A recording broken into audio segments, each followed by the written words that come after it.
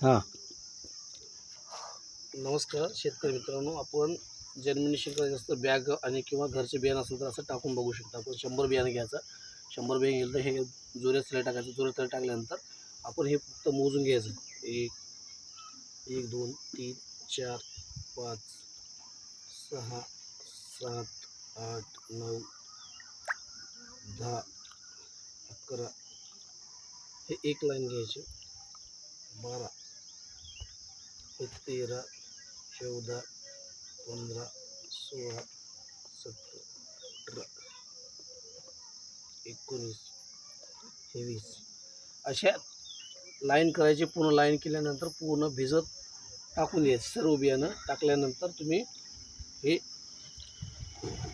ह्या पद्धतीने ठेवून द्यायचं. मग जर्मिनेशन किती पद्धतीने होते ते पाहू शकता तुम्ही.